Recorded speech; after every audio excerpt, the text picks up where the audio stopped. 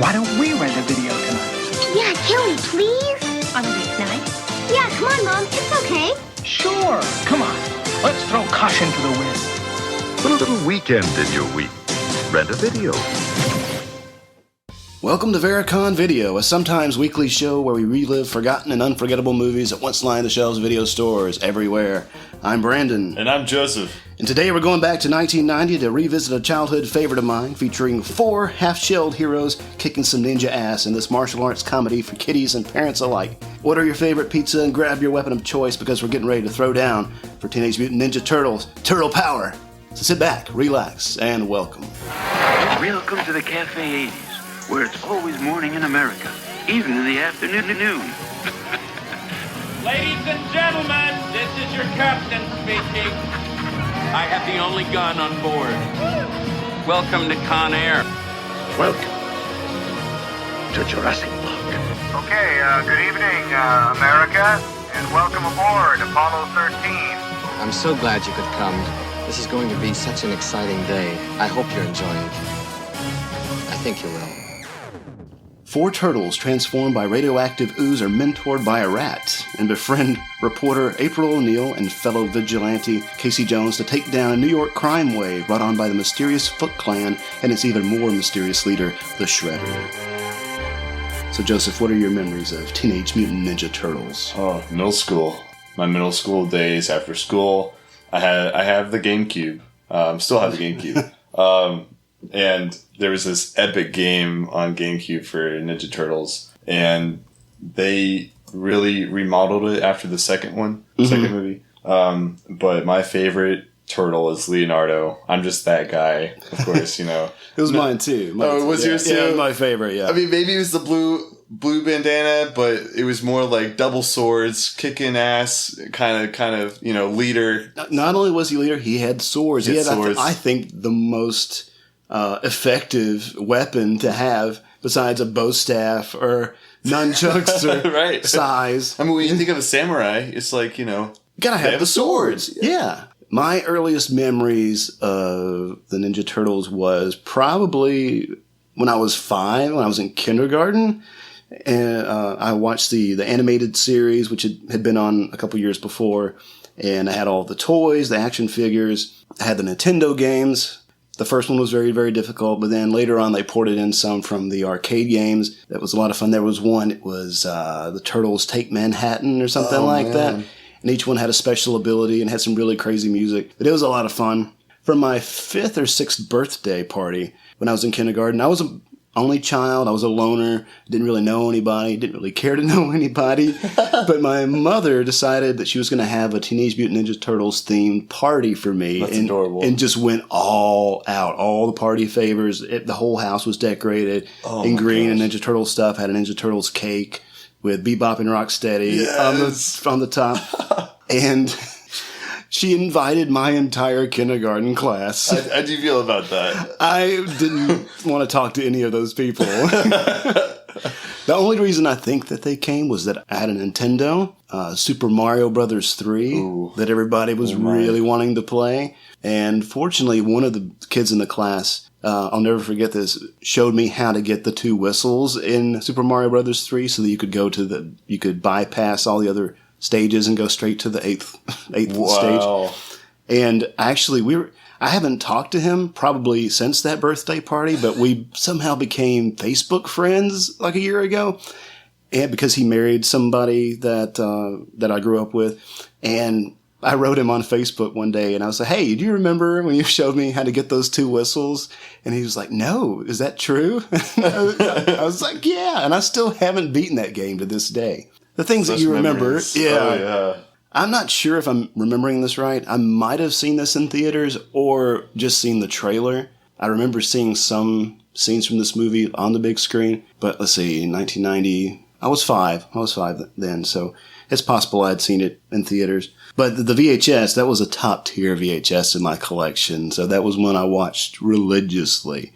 And then after rewatching it for the podcast, there was so much that I remembered, but there was so much that was lost on me because I was so little. And so a lot of the adult jokes and humor really brought back the comedy of it. Yeah, and I got the to realism of it. Right, and I got to appreciate it, I think, in a new way. And I got to see some more layers under the surface. That's awesome. So let's see. This movie was directed by Steve Barron, who was fired towards the end of production because of his approach. Some of the higher-ups thought that the film might end up a little too dark for children. Yeah, and I mean, turtles in a sewer, yeah, is that dark? Well, and we'll get to this, but a lot of people had unfavorable opinions about all the violence in this movie. Which I think, especially by today's standards, it's totally completely nonviolent. Yes, martial arts compared to let's shoot guns at each other. What's more violent there? There's no death. There's no real injury of any kind besides getting knocked out or like hugging your shoulder from a bruise. Yeah, no blood. No blood.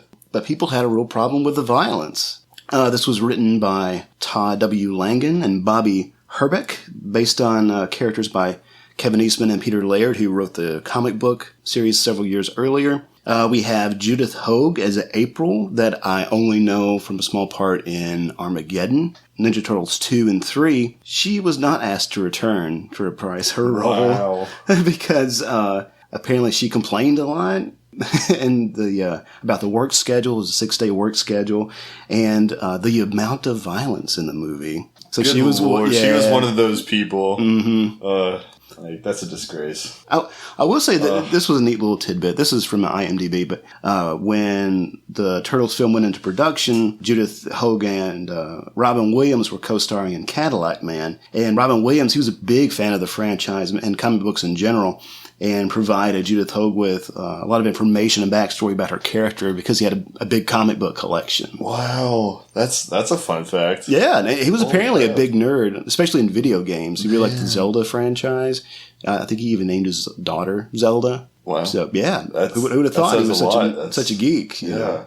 We have Elias Koteas as Casey Jones, fantastic character actor that has been in everything from Zodiac, that TV show The Killing, Shooter. I was really sad to see him in that piece of trash. but he's bald now. He doesn't have hair. He might actually be wearing a wig in this movie. I'm not really sure. But at one point, he did have hair. Why is it that so many actors lose hair as they grow older? I mean, I understand that like it's the process of aging, but it's so quick. I don't know why they grow bald. I think it's working those 14, 16-hour days. Yeah. I mean, I guess Judith didn't, feel like it was necessary to grow bald, so she just drinking all those lattes, takes a toll on the human body. And the whole violent aspect of kicking somebody. Oh. Let's see, the Turtles are voiced by a number of different people. Ralph was voiced by Josh Pay. He's also actually the one in the suit performing as Raphael, whereas the other 3 Turtles are performed by other actors. Let's see, Leo, voiced by Brian Tochi. Donnie is voiced by Corey Feldman. And he was actually offered only $1,500 to do voice work for this movie. Only $1,500? Because the producer said, this is just a small, low-budget film. It might have moderate success on VHS if they were lucky. And, of course, it made millions of dollars. Right. And Corey Feldman was not, he had already made a name for himself at this time. Let's see, who else we got? Mikey. Michelangelo was voiced by Robbie Rist, who, you should follow him on Twitter. He has some really great things to say. But he had a recurring role on the Brady Bunch show back in the day when he was younger. He had the blonde, moppy hair. He was like Cousin Oliver, I think. He had glasses. And Splinter, voiced by Kevin Clash, who's most famously known for voicing Elmo. Oh, man. I made it funny. What a line. Yeah. What a scene. I know. Sam Rockwell and Skeet Ulrich have small roles in this movie.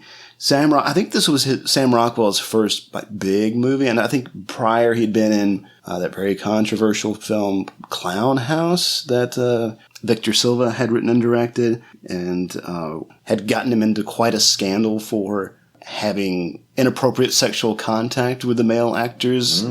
Very scandalous. That is very scandalous. He admitted to it, went to prison, and then as soon as he got out, Disney hired him to make powder. And, yeah. But yeah, Skeet Ulrich, you can see him kind of in the background as Thug. He's just one of the thugs. And of course, we know he later went on a few years later to do Scream. Really was able to showcase his extent of his acting talents. That was his spotlight. Yeah. Definitely. And I don't think it really got much better for him after that. Let's see. The Turtles were created by Jim Henson's Creature Shop, and this was one of Henson's last projects before he died. He was reportedly upset about the violence as well. There you go. Another one in the collection, y'all. This is getting pretty intense, Brandon. I don't know how I feel about this. I know. Apparently, this was a very controversial movie at the time because of the violence. But a lot of the controversy is coming from behind the scenes of people who worked on it. Right. So I find that really interesting. Like they weren't seeing it for the first time. They were living with it. They were experiencing it every day. Like today we send our kids to martial arts, you know. Go take some karate. I have seen elementary school students fight in MMA fights. Right. And I was talking to somebody today about this, about how it's like the one time that you see parents totally okay with seeing their kid beat up another kid, and like, no, kick his ass, get him, you know? Get him, Tommy, get him. Or no snack for you. I want to see that blood, no, son. I want to see that blood. Honestly. Jeez. But Jim Henson, he was excited to work on this project because he said that this is probably the most sophisticated and advanced kind of animatronics that he's built and worked on. But he ultimately did this as a favor to the director because he'd worked with him previously on something. But he is quoted as saying the violence is excessive, pointless, and not his style. I'd understand if we were talking about John Cena and WWE Raw. John Cena, Monday Mashdown, Thunder Slash. I mean, great, sure. Then the Turtles come in, start swinging chairs, breaking necks. I didn't understand, but that's not what happened here. No, not at all. This is very, very tame. Yes. I think even for 1990, this is pretty tame. Yes. I would calmly feel comfortable bringing a 3-year-old to this movie. Calmly. You want to see a violent movie? Watch the animated film Watership Down. You see rabbits attacking other rabbits and just mauling them into bloody pulps. It's horrifying. And this is a kid's movie. My goodness. Don't talk to me about violence, Jim Henson. Okay. So the film's budget, as we said, kind of smallish. It was an independent film. It was made for about $13.5 million. Raked in $200 million worldwide. It became the highest grossing independent film at the time, the 9th highest grossing film worldwide of 1990, and the highest grossing film in the series until the 2014 reboot. It's followed by 2 sequels, Teenage Mutant Ninja Turtles 2, The Secret of the Ooze in 91, and Teenage Mutant Ninja Turtles 3 in 1993. Talk about a turkey. Facts. Such facts. The second one is a lot of fun. I would say it's almost superior to the first one, or it builds effectively on the first one.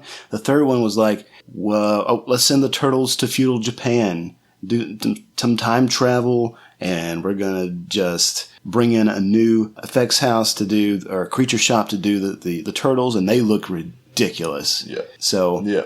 I admit, I confess to watching the third one quite a bit when I was a kid, but now, since I've reached the age of reason, I disregard it as part of the canon. It was there, it existed. We're moving on. We're moving on. Better life. And I think as true fans, we have the right to say this, to feel this way. Right. I mean, I think as fans, like, we have a stake in the creative material and what we choose to accept as part of the canon or as part of the things that we gravitate towards and appreciate. Like, just because someone comes in and says, okay, we're going to make this new movie and this is canon now. This is part of the overarching story of the Ninja Turtles. No, screw you, man. I'm going to keep this 1 and 2 and be happy with it. Be happy. Same thing with RoboCop. RoboCop 1 is the one that, like, I kind of just pretend like it just exists in isolation. The second one, okay, I'll let it in every now and then. I'm like, okay, I'll allow that. Part 3,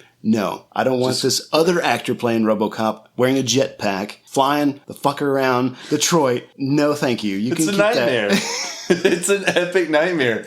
It's like going through these nice, beautiful, scenic woods and admiring the beauty and the nature, and then all of a sudden this clash of lightning comes down and burns everything up in a pile of shit.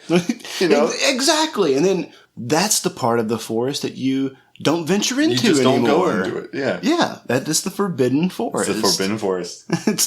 Amen. It's the Western Woods. It's the Western Woods. That's where the headless horseman resides. Maybe we'll see Johnny Depp in there.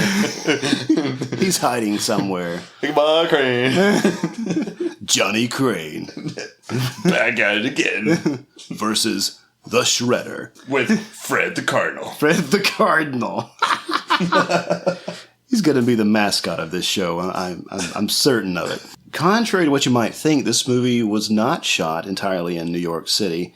In fact, I believe they had only shot in New York for about 2 days, just to pick up scenes with the major landmarks. And the majority of it was shot here in North Carolina, in Wilmington, at the what was the Dino De Laurentiis Studios in Wilmington. Had been taken over by the state, and the state gave them some tax breaks and helped with work permits to help drum up some business. And then it became the North Carolina Film Studios. Now it's Screen Gems, and they shot it on the back lot. They already had a lot of New York sets left over from Big Trouble in Little China, but all that's gone now. And up until a few years ago, you could actually tour the back lot at Screen Gems, but now they're like, no, we're just not going to do that anymore. Wow. And I was really disappointed because I wanted to go there and check it out once I found all this out. The Shredder and the Foot Clan's hideout were filmed nearby Wilmington and Castlehane at the Ideal Cement Factory, the remains of that place.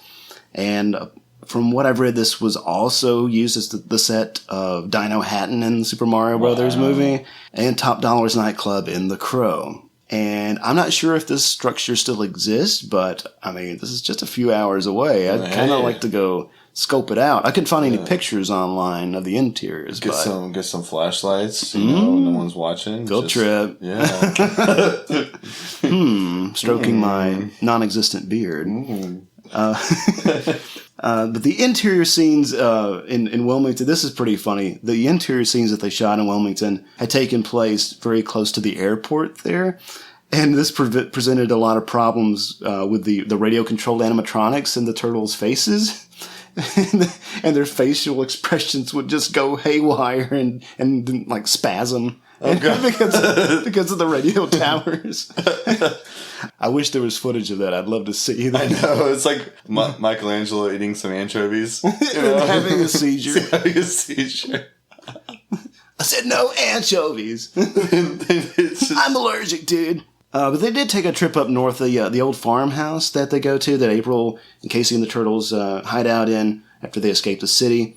That's in Northampton, Massachusetts, and apparently that's where the creators of the franchise had met. So I don't know if that was merely coincidence or like, oh, let's find a cool farmhouse in that place for the hell of it. Right. We'll never know.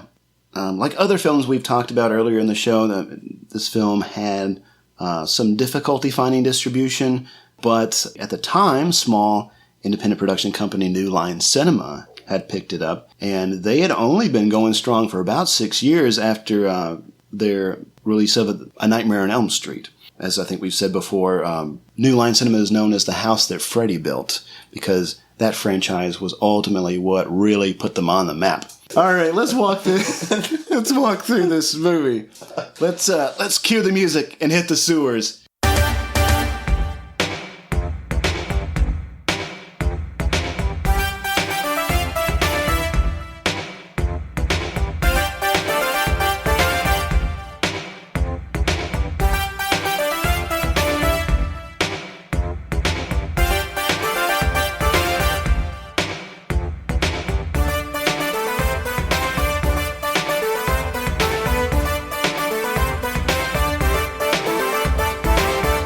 So we open on this New York City crime wave. Reporter April O'Neil is describing this organized criminal element, and there have been no witnesses as to who might be doing all this stuff. There's purse snatching, breaking and entering, And we see this kid wearing a Sid Vicious shirt. This is Danny. And he pickpockets somebody. And then he like passes it off to somebody else. And I love this shot because the hand that reaches and takes the wallet from him is it's wearing like an armored gauntlet. I'm like, who is that? Or I've never seen that before. And you don't see it in the future either. It's just this one arm of armor. And these Foot Clan members, you can see them in broad daylight putting shit in the back of a van, but there have been no witnesses in New York City at all. Come on, people. What? Somebody making tea in the afternoon looks out the window. They see somebody in black pajamas. I mean, they're gonna think something is up. I could easily count on Betty, the grandma, in the third floor apartment, just watching Young and the Restless. Right, when she sees this happening, exactly. And I think that's exactly who we see sitting out on this little platform on the stairwell outside of her apartment and watching TV. And it's got this "I Heart New York" bumper sticker on the side, and she's watching it and she's fanning her arm at it. I don't know. And then she turns to look into the window. And then somebody takes the TV. And miraculously makes it 3 floors down to the bottom. Yes, because when she turns around, it's gone. Oh, what happened? Now, this TV, if you watch this carefully, when somebody picks it up and takes it away off camera, this thing must weigh half a pound. Yeah.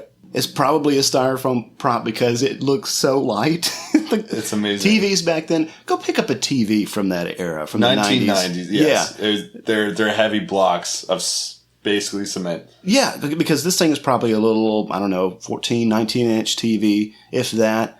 And that's going to weigh, 30, 40 pounds, maybe. At least. If that. But this one weighed about a pound. They must be doing like 200 bench, Very stout, these foot soldiers. So the Klan is looting, and they're filling up the van with TVs and other electronics and stuff. And they take it to this hideout where these kids are inspecting and processing and packaging all of these stolen goods, and they're being overlooked, or they're being overseen by this guy named Tatsu, and he's wearing like this traditional white robes and stuff, and he just grunts a lot. And he walks up, good, Tatsu like, ninja vanish.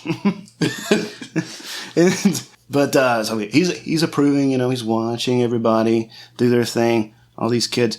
And April says in her news report that City Hall has been silent about this criminal activity, and she is trying to force the hand of Police Chief Stearns, to seem to be doing something productive about it. It's basically this lethargic asshole. Yeah. He apparently is not only not doing his job, but has an ounce of corruption that we'll see a little bit later on in his interaction with Charles, April's boss. But we'll be getting to that shortly. April gets off work late at night from WTRL Channel 3. She's wearing this yellow raincoat, a little nod to her outfit in the animated series.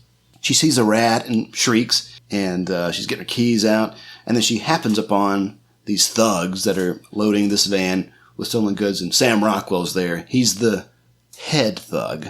He's credited as the head thug. And he's like, oh, get her purse. And so they go after her, and this sigh hurls through the air, knocks out the street light, and then we hear all this commotion, this action, and so it's against blackness, and then the police roll up, and the criminals are tied up, but this sigh has been left behind, and we see eyes, big eyes with this red mask on, looking from underneath the manhole cover. April sees the sigh too. She grabs it, looks at the police, and discreetly puts it into her purse. And whoever is watching from the sewers is not too happy about it. Damn. So we get main titles. We are introduced to the Turtles. First we get their silhouettes, and then there they are. We see them in all their glory. And they're celebrating after their very first battle. Donatello, whenever he throws in his little awesome line, he always says something that everybody else just stops to turn like, what? Yeah. What did you say? It's like, Bossa Nova, Chevy Nova, excellent. Yeah, okay, all right. So they make their way to their sewer lair, and they're craving pizza. Ralph is grumpy because he lost his sai, and he's looking at the one that he still has left. He's like, damn! He just damns his way all through this movie. He does. So they sit before Splinter, their aging mentor. Leo tells him that we fought well. Yeah, he was like, "Oh, we kicked some major. We fought well." Yeah. Had to catch himself. Gotta catch himself. Yeah, professionalism. And Splinter wants to know if they were seen. And I wrote this phonetically in my notes, by the way. But Ralph says, "I lost a sigh." So he's pissed off. Michelangelo's ordering a pizza with no anchovies.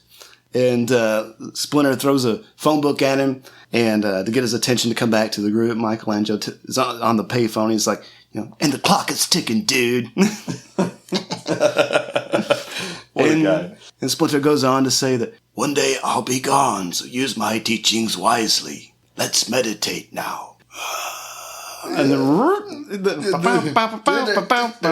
so tequila starts playing. Tequila. The turtles are dancing like ninjutsu. Yeah.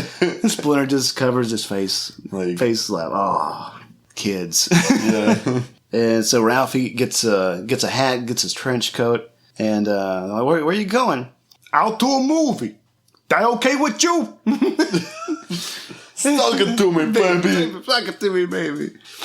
So Mikey and Donnie they're off to themselves. They're taking it easy, and Donnie's a little worried about Splinter. Like, what do you think about Splinter saying, what it would be like without him? And Mikey's still concerned he's just too wrapped up about the pizza. He's like, well, time's up. $3 off. The Domino's driver pulls up on the scooter on the street, and this actor is actually the person that's inside the Michelangelo suit. That's awesome. So, so we get that little cameo, and he's looking for the address on the receipt, and he hears a voice, and it's Michelangelo, and he's down like in the sewer grate. He's got just stick it down here. The guy sticks the pizza down sideways through the grate. Mikey hands him a $10 bill, and the delivery guy's pissed off. He's like, "Hey, this is a 10. The tab's 13.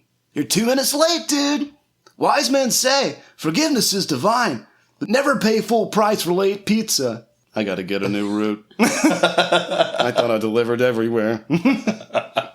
Oh, it's great. I love that deadpan delivery, too. Right. It's so perfect. Right.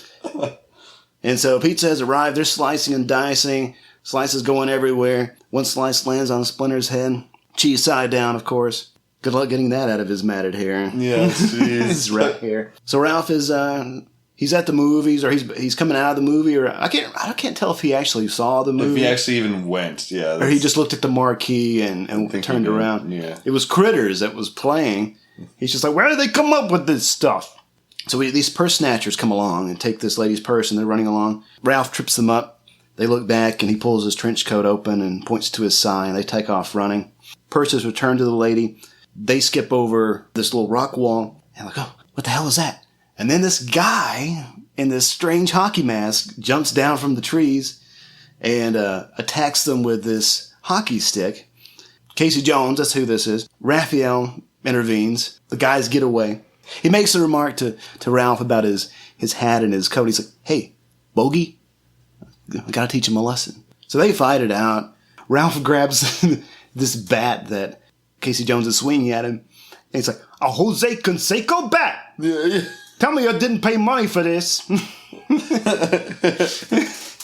and so they're battling out. And this is in Wilmington, by the way. This isn't Central Park. Right. This is oh my God. And so Casey Jones pulls out a cricket bat. It's like, new game, pal. And so he pulls out this cricket bat. He says, cricket? Cricket? I'll teach you. And then bam! Uppercuts him. With this thing. Lands him right head down into a trash can. So long, freak, I got work to do. And Ralph is just fuming about being called a freak. Yeah. He eventually gets out and he takes off chasing Casey Jones. And he's hit by a cab. And the guy in the back seat leans over. He's like, what the hell was that? Looked like some kind of big turtle in a trench coat. You're going to LaGuardia, right? Yeah. So the guy in the back seat, that's Joshua Pate. That's the guy who does the voice of Ralph and is in the suit. And moving on, April is in her apartment, and her boss, Charles, comes over. He's checking up. His son, Danny, is with him that we saw pickpocketing earlier in the movie. Naughty little kid. Yeah, this little redheaded kid with his Sid Vicious shirt on. Yeah. Charles makes a remark that whenever Danny doesn't want to listen to him, he puts those damn things on. He puts just his headphones. Doesn't even know where they came from, too. Yeah. He's like, I don't know where he gets all this stuff. Wow. He got one kind of brain there, Dad. And this little shit, Danny is sitting there while Charles and April are talking, and he sees April's pocketbook. See some money sticking out of it, and so he just reaches for it and pockets it. And April is telling Charles that she wants to go after Police Chief Stern, and he's like, "Hey, you just need to take it easy." But she interviews Stearns anyway and gets a little pushy and snide with him because he's telling what he's planning to do to combat this crime wave. And she said, "Would you mind explaining that in English, perhaps?" We have everything well in hand. And the Turtles are watching her on TV, and Mikey is like, "I'm in love." She's a babe, dude. Not only are the Turtles watching April on TV, the mysterious Shredder is watching, apparently, in his... whatever that is. control room with an array of dozens of TV screens all playing the same thing. I mean, would you want that when... Absolutely. Absolutely. When I aspire to world domination, I must have my own control room with at least a dozen TVs, but they're all playing the same thing. Would you have just one remote or many remotes to access all of those TVs at once? I would want a remote for each TV screen. Wow. Just because I can. Oh my gosh, that puts me in awe. And he throws a knife into one of them, the Shredder does, into one of these monitors. "Find her. Silence her." And really, she's just talking about, the crime wave, that, hey, this is going on. She's not really reporting anything new. Did she even say Shredder in there? I mean, no one even, besides the Foot Clan and Danny and these kids, no one has seen the Shredder until the last scene of the movie. Right. Like, when he introduces himself to the Turtles, so now you face the Shredder. The Shredder? Who is he? I don't know. But I bet he never has to look for a can opener. Mikey. They don't even take him seriously. No. And so, after the interview, April is waiting outside the chief's office, and he's like, "O'Neill, get in here!" And he says that, I'm not going to waste precious time and police resources on a few immigrants who are fed up with something that happened years ago in Japan, which I don't know really how they knew any of this. And any of it. Yeah, how? Okay. We'll just take it. We're going with it. We'll go with it. Ralph decides to follow her in his his very clever disguise of a fedora and trench coat. I mean, you cannot tell it's him at all. No, not at all. Absolutely not. Because you can't tell that he has a very strangely shaped head or a back that's severely humped, I guess you'd say. That gives shell shock. And green legs with no pants. No pants. Or shoes. And he's got 2 toes. It is New York. Anything could happen. Anything could happen. I mean, all the weird shit happens in New York anyway. I mean, just think of, Ghostbusters. Ghostbusters, too. Yeah. They got all kinds of creatures running amok there. People coming in down from lightning, I just... You never know. One day the Titanic might arrive. Right. Or Spider-Man comes down from Manhattan and... Yeah. So much is happening there. Happening. I'm moving. I'm lost. I'm job hunting there. Put me in the Big Apple. So April makes it down to the subway. She just missed the train. The Foot Clan show up, and this one guy, he says that we deliver a message. And he just opens his hand and slaps her and tells her to shut it. I was like, is that all you got?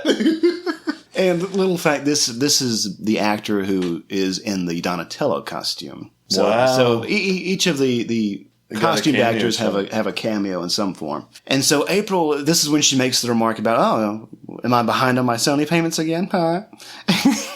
And I thought that was awesome. I know, she just doesn't give a shit. She is not intimidated at all. She reaches into her purse and she takes out Raphael's sai, and they immediately kick it out of her hands. And she takes her purse and just starts beating up on everybody.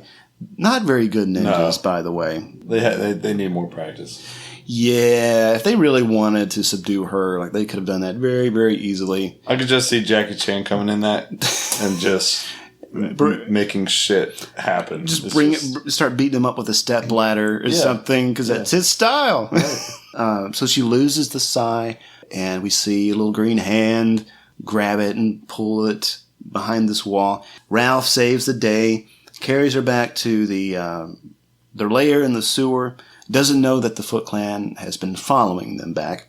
And a little thing about the fight scenes, I'd read that they shot the fight scenes in a slightly shorter frame rate, like 22, 23 frames per second, because the actors were so slow in the suit. So whenever it was played back at normal 24 frames per second, they were just a little sharper. They were a little bit. The fights took place a little quicker. And so I thought that was a little interesting technical trick. Yeah. And I think they've done something similar with the dialogue scenes as well, because the animatronics worked a little bit slowly as well. Wow. So they bring her into the lair, and it's the news lady. Can we keep her? The Foot Clan is spying like through the doorway. Splinter says, get some water and a washcloth. She starts to come to, and she wakes up. She starts screaming, and they start screaming. It's funny. It's a funny scene. And she's like, I'm dead. No, I'm dreaming. I must be dreaming. Those guys in the black pajamas, they jumped me. And you're the rat I saw in the subway. That explains you. And you guys, I don't know where you came from. Splinter decides he's going to tell her the whole story, the whole background, explain the whole thing. And she's starting to calm down, and she says, why can't I dream about Harrison Ford? that was funny. And so Splinter is, for 15 years now, he's wandered the sewers of New York and had come across this glass jar in the sewers and found these 4 baby turtles, and then he scooped them up in a coffee can. Next day they had grown, like doubled in size, and then he was growing. And then they spoke. Pizza. What the hell? So he starts teaching. Cute little turtles. Oh my gosh. I really like these little like puppet turtles. And, it was adorable. And Splinter. Pizza. Radical. So he taught them martial arts and gave them names. Even after all of this, surprisingly, she hasn't fallen asleep during this little story. Says, I'm not dreaming, am I? So they take her home to 11th and Bleecker. She lives above this antique store. She's like, I would offer you guys something, but all I have is frozen pizza. Oh. Pizza? You guys eat pizza? Doesn't everybody? And so she takes them in to her apartment, and they're having a little pizza party. Michelangelo is doing his impressions. He's doing Rocky's, maybe I'll fight Apollo, and maybe I won't, Adrian! And then he does his Jimmy Cagney impression, and everybody's super entertained. And they're like, Splinter is going to be worried. We need to get back. So when they get back to their home, the place has been ransacked. Splinter is missing. They go back to April's to stay for a while. Meanwhile, we see the chief in his office late at night, and he's looking at Danny's file, and he picks up the phone. It's like, Charles Pennington? You have a son named Danny, Charles? And so we don't really know what he's on about here. We can only assume that from something he says later on that he has kind of made a deal to maybe not press charges against Danny for some of the stuff he's been involved in, in order to get April off his back. But I wanted to just mention this weird little thing about mishearing things people say in movies. The infamous Brandonitis. The Brandonitis, yes. Is when he says, Charles Pennington, you have a son named Danny Charles? He doesn't really pause much between Danny and Charles. So I know he's addressing Charles. Like, you have a son named Danny Charles? But up until last night, I thought he was asking him if he had a son named Danny Charles. And I thought, how ridiculous would he ask this guy Charles if he had a son named Danny Charles? Like a major grammar issues right there. I know. And I really didn't notice it until I was reading the subtitles, and there was a comma between Danny and Charles. And he's saying, do you have a son named Danny Charles? Not Danny Charles. Right. Danny Charles. DC. DC. Oh, man. Oh, I love it. Okay, so the Turtles are hiding out at April's apartment, and Charles, they hide. There's a knock at the door. It's Charles. He comes over with Danny, and he's like, April, you need to just take it easy for a while. Let somebody else handle the story. But she's very persistent and is not going to let it go. While Danny's just kind of hanging out at the dinner table, he looks in this mirror, and in the reflection, he sees one of the turtles underneath. Mikey. He sees Mikey under the table, and he looks back, and there's nothing there. And so Charles has been getting some pressure from Stearns, and so he just says, think about it. Think about just taking a break for a while. So he leaves with Danny. He's driving Danny to school, and he makes this comment about, I make enough money to take care of both of us, and you're stealing. And it's like, why are you stealing?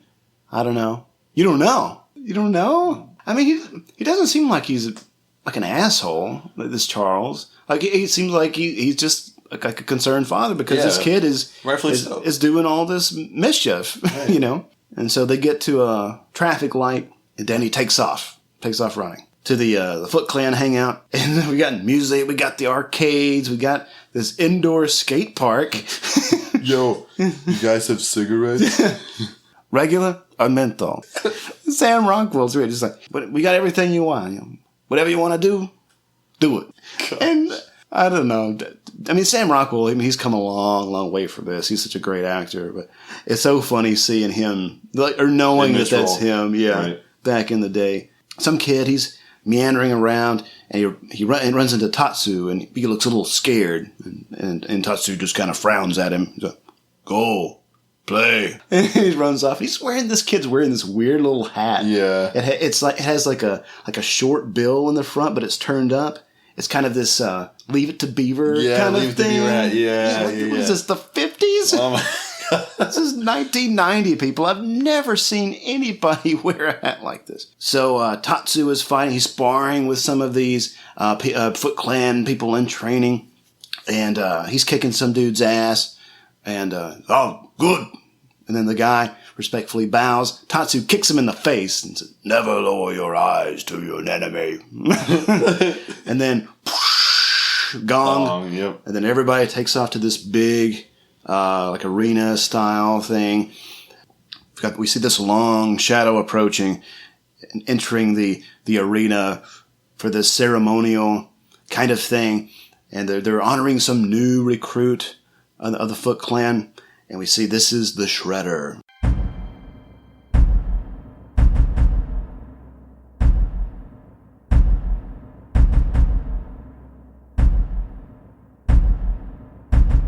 Even he's very shiny. Very shiny. I like to point out how when Tutsu's taken off his cape, or just, what's that about? Just like, Yeah, it's like he is drawing back his cape to show the spikes on his like his shoulders, like his epaulets or something. I never really understood that either, if just to fully display his regalia as a demonstration of power or of I don't know, man. I want to see these 8-year-old boys worship me in my armor.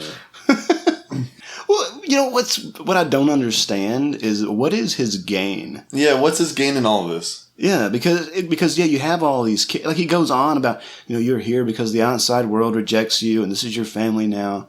And I mean, he is using them to steal all this stuff and to traffic this stuff. But for what? Right? Is it money? He doesn't. Is it to buy new suits? I mean, I don't understand. Like, he wears the same outfit all the time. Right? What's his goal? Like, I want to know this. If any of you out there have any suggestions, any theories, please send them our way. Because we will do a sequel. We'll do a 1.5. 1.5. TMT at 1.5 to further explore the Shredder's motives. Shredder's motive. We'll do a very in-depth expose on Orokusaki, aka the Shredder. So, this is your family now. I am your father. Luke. I have a hard time believing that this is not a nod to Empire Strikes Back. I think it was. Because, I mean, even his helmet has the same style, the same like samurai inspired design in the front too, with the the grill in the front. Yeah. I think it was a nod. Yeah, let's be honest. I chuckled a good bit. The dark voice as well. Oh yeah. Even his delivery. His whole delivery. I am your father, and he makes promises to them and that they have a new enemy now. To find them, these creatures, these turtles. I don't. Does that sound menacing to you? I mean, no, because like turtles. This guy's lost his gourd, man. This chrome guy with the spikes. I don't know. He might not be all there. Is he taking meth? Just smoking lots of menthol cigarettes, perhaps, to get that. He's working on that gravelly voice, that modulated voice. That 3-pack a day status. Yeah. He's cut back from 4. The Sean Penn quota, 4 packs a day, down to 3. Keeps the doctor away.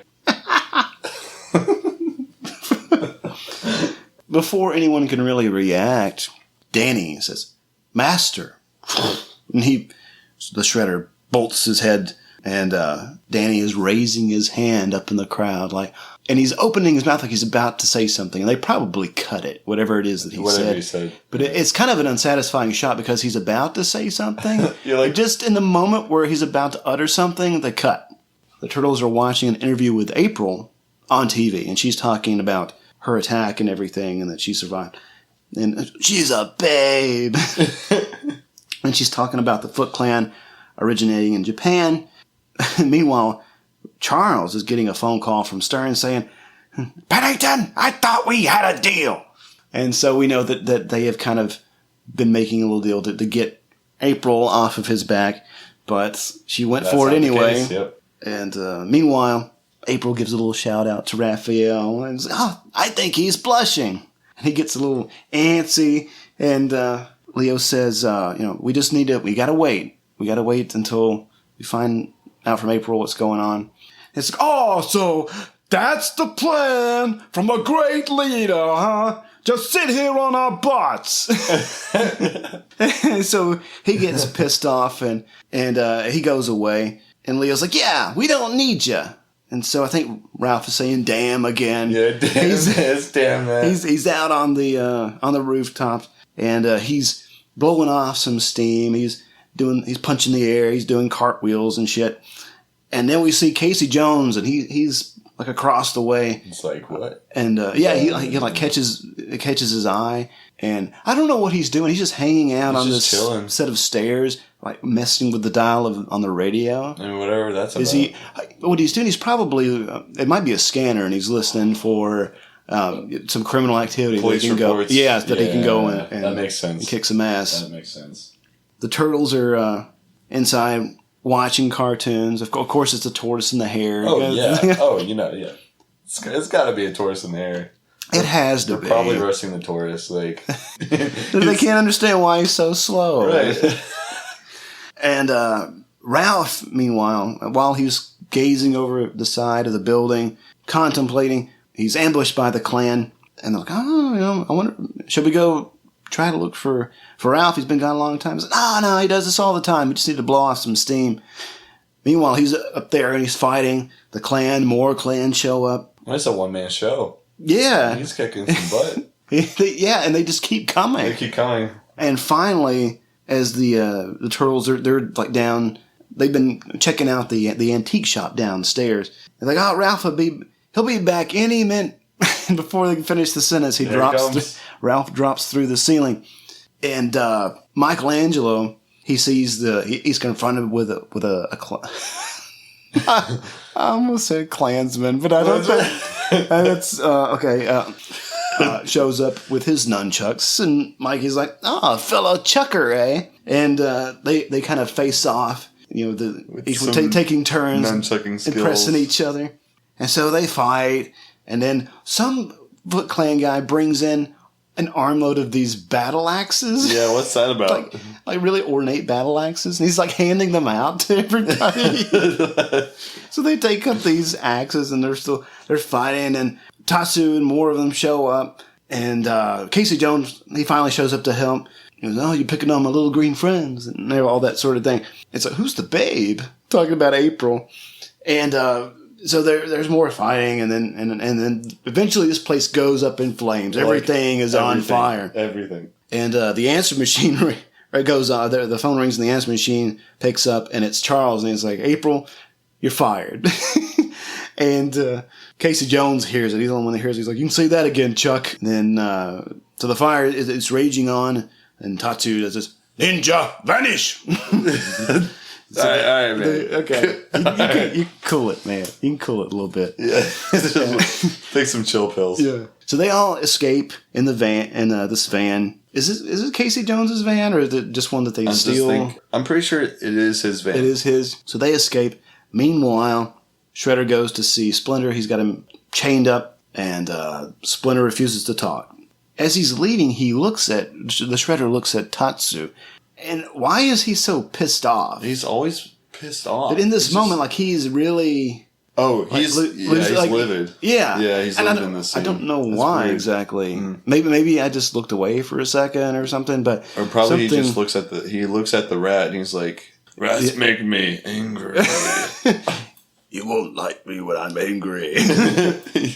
But he loses his shit. He starts just kicking... He's just knocking stuff over. He's kicking. He's punching things. Everything. Like he's beating up on his own guys. Or maybe. Oh, I have a theory. Oh, let's hear it. All right. Maybe it's because Shredder told him to do something, like a bad child.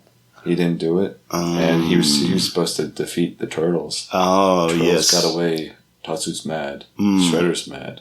And Tatsu's mad that Shredder is mad. Right. He doesn't like to disappoint. I'll buy that. I'm totally satisfied with that. Right. And instead of go play. Yeah, because as you said, he was beating up on his own guys. Yeah. He beats up on this one guy pretty badly. And the guy he's on the ground. Oh, and he's still alive. They carry him away, but everybody as they're looking on, they look scared. They're like, "Oh, whoa, this went too far." Yeah. And the reason for that is that in the first cut, Tatsu killed this guy, but the ratings board said no. You've got to do something about this. And so later on, they dubbed in and he's alive. Wow. And so now their reactions, knowing that somebody just got killed. This is not what we signed up for. Right. And so I think that... Are we really a family? Right. So I wish that they had kept that, because I think that as if this film wasn't violent enough. Right. We've seen before the complaints. I'm sorry, I didn't want to go back into that. I did not want to mention that again, but I had to venture into that dark alley. We've got to. I feel like we've got to. Yeah.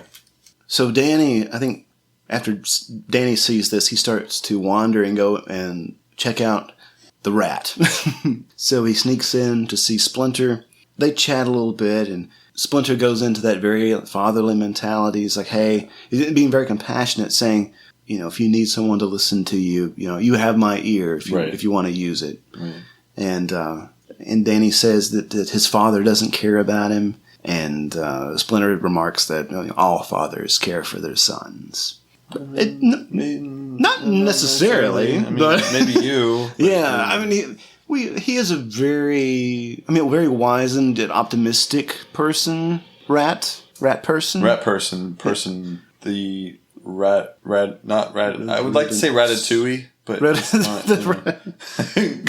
rat person. He's a rat person. He's a rat person. Yeah, I think that's the proper. He's an non-offensive way of putting it. Yeah, rodentated human. Rodentated of wisdom. Rodentated human of wisdom. No, he's a rat person. Not yet. Yeah. He's a rat person.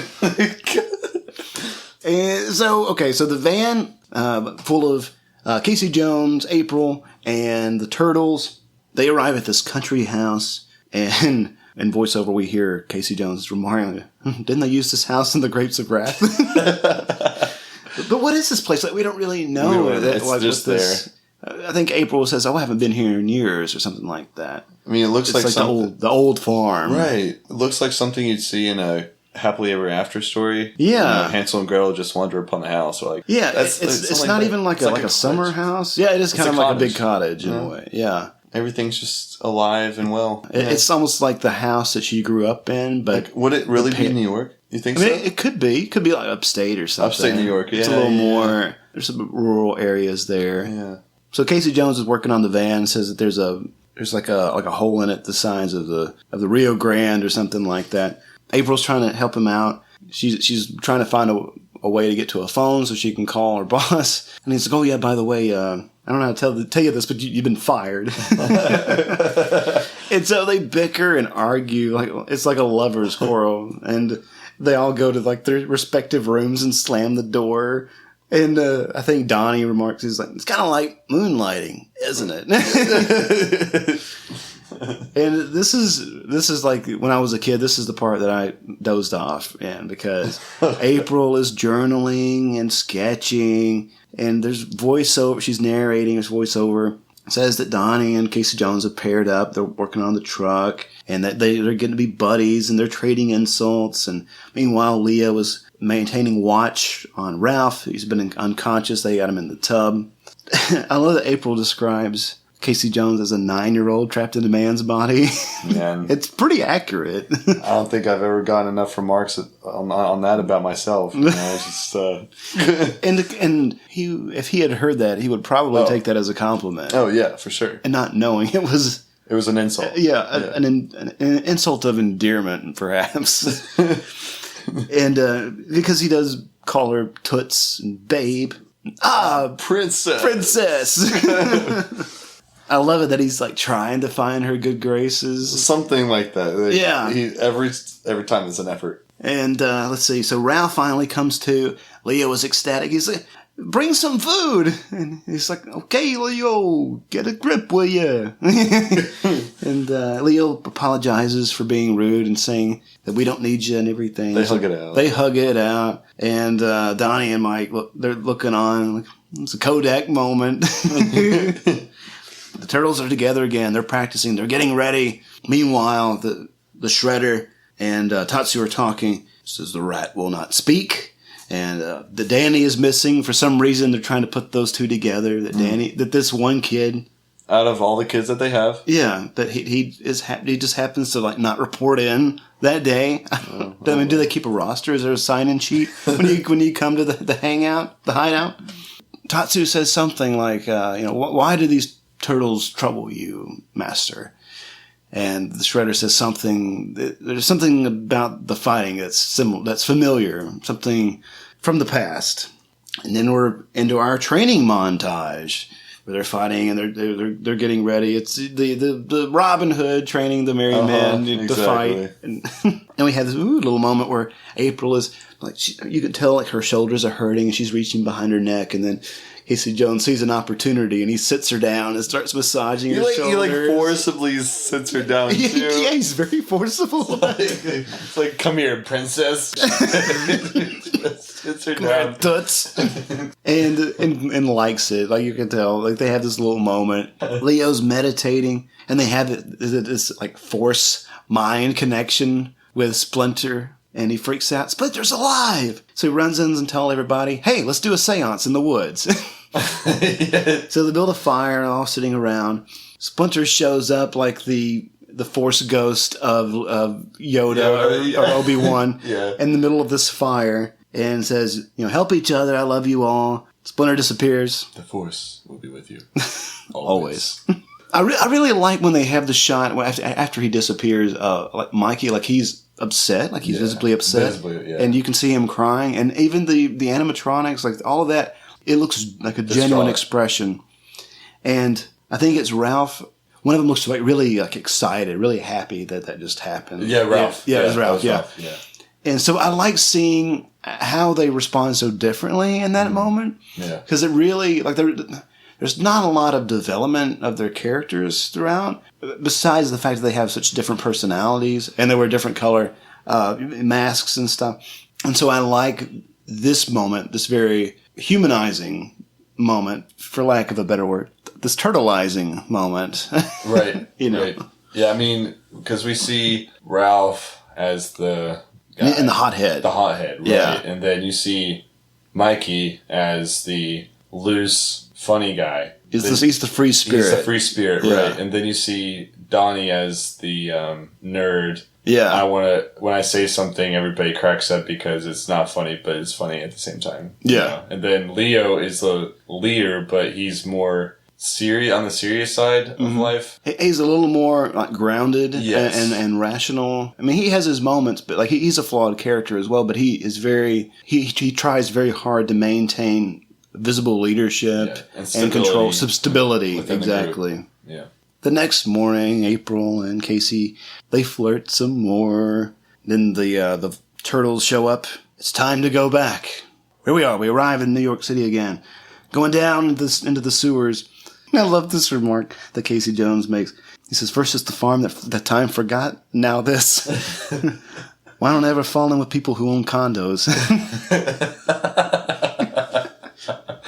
Some of this writing, I think, really holds up. Like the lines, the humor lands pretty well, I think. And the delivery is pretty sharp.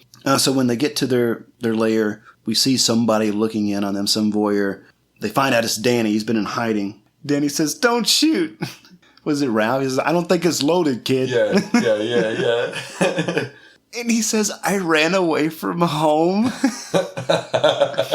So you go to the turtles' lair to stay? I feel so comfortable here. Yeah. But the way he says it, that I ran away from home. Yeah. Okay, that cliche, all right. Come on, buddy. You can come up with something better than that. Someone's scared. He's scared of Chuck. His dad, Chucky. Okay, so Casey Jones doesn't want to spend the night in the lair. And Donatello says, you're a claustrophobic. And I never got this until I rewatched this. But Casey Jones tells Donatello, you want a fist in the mouth? Never even looked at another guy before.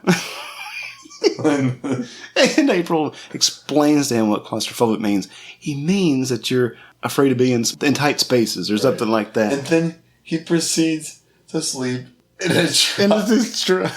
Where there's just everything around you and you can't move. He's visibly just restless. He can't get settled and he's rolling down the windows and he just can't get comfortable. So April shows Danny her sketches and he's oh, these are really cool. Can I have one? Why not? Sure. Yeah. And so he takes one and folds it up. Like, I just spent all this time writing and drawing this and you fold it up like a piece of shit. Exactly. I would be very upset if I had spent time on a drawing. It was a sketch, but it was good. Yeah. There was time and effort put into that, and then it's folded up. I mean, he's a kid. Yeah, but he doesn't know any better. But still. Yeah, I mean, because we see later that he doesn't want to be called Danny because apparently he thinks he's an adult. Oh, yeah. I can't wait to get to that. Yeah. And so he takes the illustration that she made of Leonardo while he was sitting in a chair dozing while watching over Ralph. Meanwhile, Danny says something about, I had some pizza down here a few days ago or something like that. Yeah, how long has it been down there? Wow. Just camping out in the lair. Apparently. And so Donnie and Michelangelo, they find the pizza, what's left of it, And it's been down there for a while, apparently, because Donatello says, "Do you like penicillin on your pizza?" No! Dun, dun, dun, dun, dun, dun, dun. And it's sort of like laying it to rest. It's inedible. It's all moldy. Playing taps. Yeah. I love that. It's amazing. It's great. And so while Casey Jones is uncomfortable and fuming in his truck, Danny is having nightmares about, like he's torn between things that Shredder has said and what Splinter has said. He wakes up and leaves. As he is leaving the sewers, Casey Jones takes notice and starts following him to the Shredder, the Foot Clan's lair. Danny goes to Splinter. They're talking. Splinter is telling him his backstory. So he was previously an ordinary rat that was in a bird cage, which was kind of weird. But he was watching his master, Master Yoshi, do martial arts, do ninjutsu, and the rat is mimicking the martial arts moves, which I thought was pretty cute. I would love to see a rat do that. And we find out that his foe, or Master Yoshi's foe, was Oroku Saki. And they had it out over a girl, and Saki killed her, and Yoshi fights, and the cage is knocked over.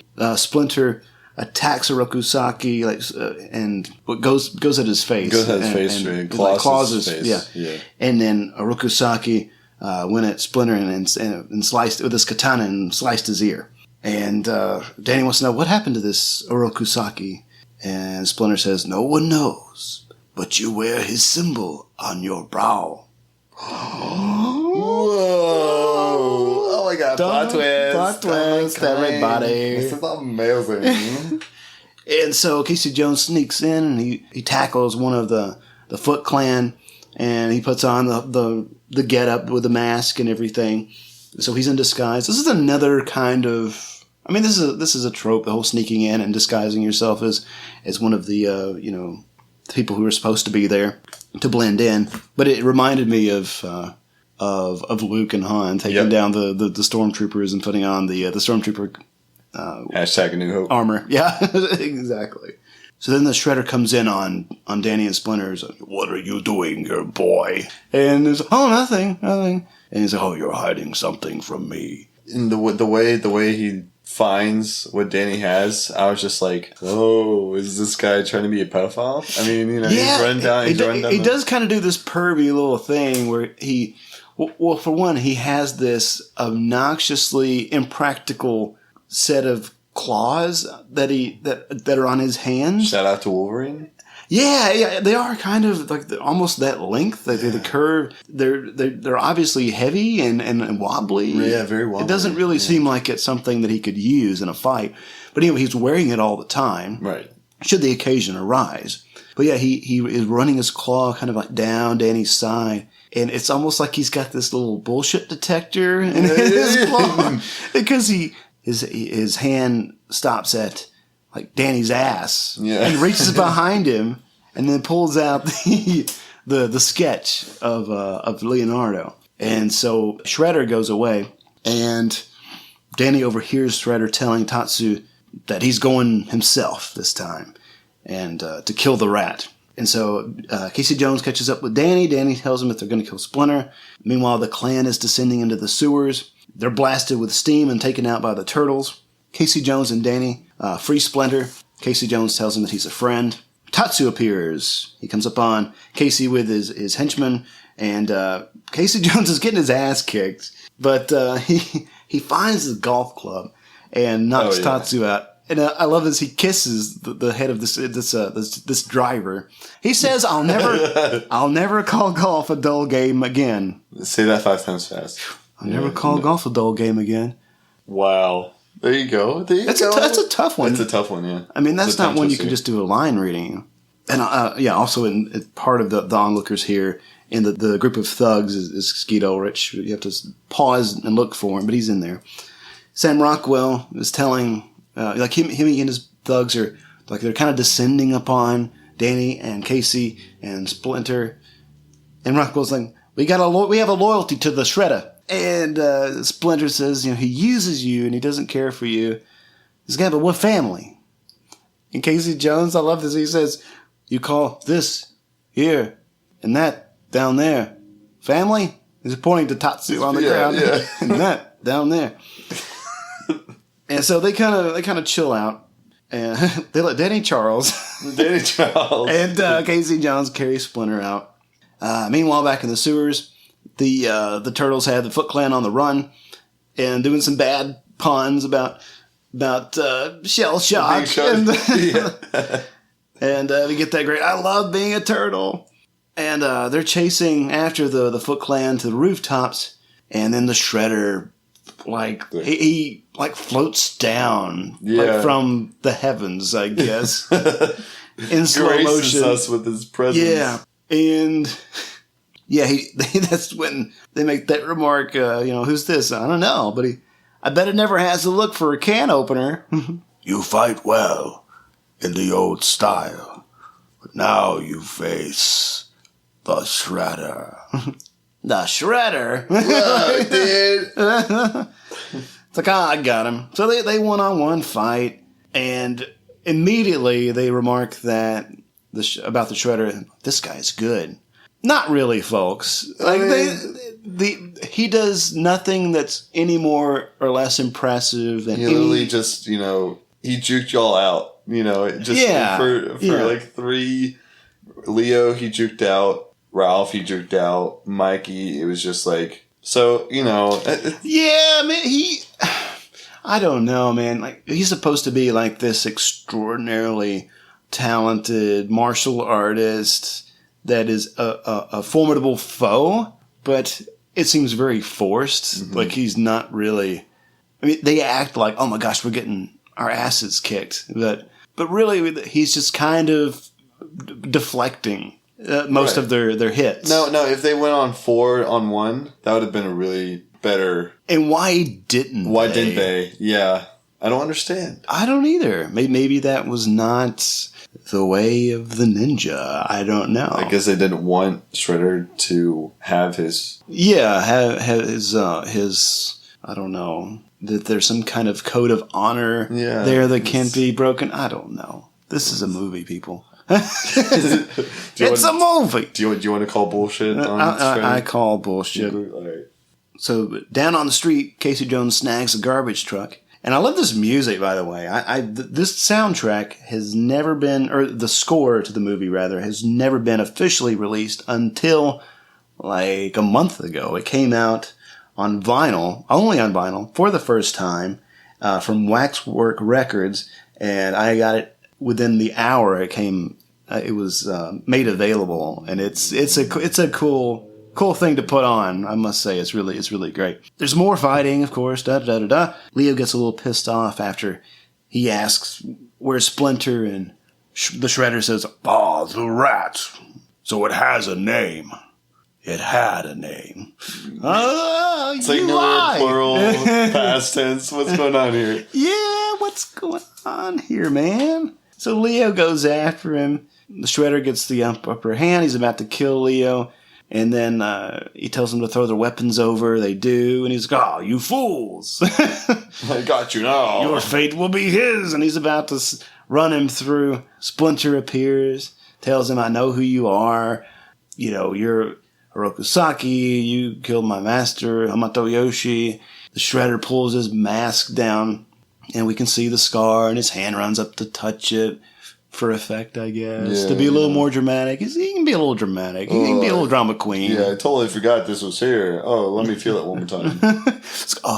Now everything makes sense. Why everything was familiar. He says, now I will finish what I began with your ear. He just charges at... like an idiot. Like an idiot.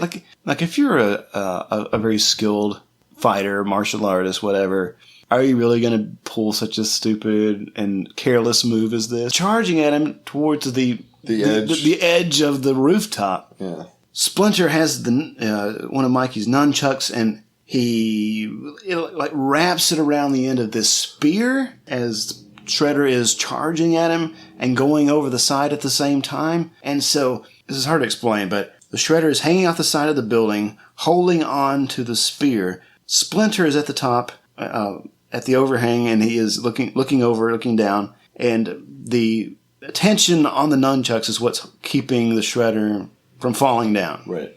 The Shredder pulls a dagger from his back, and he throws it at Splinter. Splinter grabs it in the air Mid-air. and lets go of the nunchucks, and so the Shredder falls. Oh, I wish he didn't yell. But he yelled. He yelled. What a word! I mean, it really shows kind of a pure diva. Yeah, he is a diva, and especially with the outfit. I mean, my goodness, dude. You know, got to be flashy. And he doesn't land on the cement. He lands on a truck. Like as in every movie. In every movie, you don't hit the sidewalk. But instead of like crashing onto the top of a truck, he very conveniently lands in the back of this dump truck, this garbage truck that Casey Jones has pulled up to the side of the building. Coincidentally, perhaps. Yeah. You know. And I think this is the moment where I laughed out loud because it was so obnoxious. So Charles is reunited with Danny. They hug, and he's like, "I'm okay, Dad. I'm okay." He's like, "Are you okay, Danny?" "I'm fine, Dad." And it's just Dan now. Dan. Okay. So what? Okay. Dan. Theories. Dan Charles. Suggestions about Danny Charles. Well, why? Dan. Yeah, it's just Dan now. I don't understand what that is supposed to signify. Like I'm turning over a new leaf. That I'm a changed person. Puberty yet? You wanted to call yourself Dan. Dan. Okay, Dan. Fucking Charles. Would you like some refreshments, Dan? I'll be right back, Dan. Okay, sorry, that was an Ace Ventura joke. I couldn't resist. Dan the man. Dan the man. So Chief Stearns marches in, and Charles is begging April to cover all of this. I mean, she's been fired, so she's walking away. Yeah. And she tells him to stuff it until he says, "Now you're the best paid reporter in the city." Whatever you say. And so she starts putting on her makeup and everything. And Stern, he goes up to all the thugs they've been rounded up. He's like, "I want some answers." Rockwell says, that head thug, he says, "You should check out the East Warehouse on Lairdman Island. You'll get your answers there." Lairdman Island. And this is an in-joke because of the last names of the creators of the Ninja Turtles, Eastman and Laird. So this is their little play on their names there. April's getting ready to report. She's looking in the side mirror of a vehicle, putting on her makeup. Casey Jones pops up, and she just says, "Will you just shut up and kiss me?" And all right, the turtles they're watching from the rooftops, saying 9.95. All right, Casey. And so they start celebrating, kind of like they did at the beginning. They're trading those words, like, wicked, naughty. And then Splinter stops him and says, "I have always liked cowabunga." And then they're like, yeah, cowabunga. I made a funny. and they're just dancing it out as we fade to black on the super, super 90s music. Great soundtrack. Love it. But that's Teenage Mutant Ninja Turtles. What'd you think? What value does it still have? It epically shows 90s culture. Absolutely. That's the 90s in a nutshell. It really time is. Capsule. Yes. Just with the exception of that kid's hat. Oh, yeah, in the hideout. The Leave It to Beaver hat. Right. I'm going to investigate this. I really want to find out what this is called. It must have a name. It has to have a name. We might make this a Patreon exclusive. We'd like to have special reports on these little mysteries that we come across during the recording of our episodes. You could even buy special... Why don't we just offer the hat itself? Oh, Vericon video.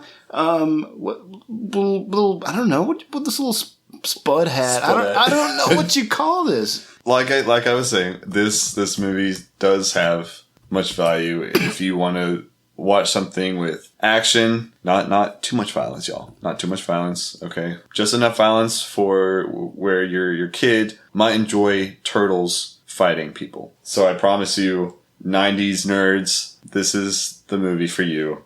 I think they did a wonderful job with the animation with turtles. I loved the action scenes. And I loved, growing up as a kid, I always enjoyed this franchise because of 4 turtles with the most badass names kicking ninja ass. You just can't get that anywhere else. No, Brandon. It's just... I know Joseph. Okay,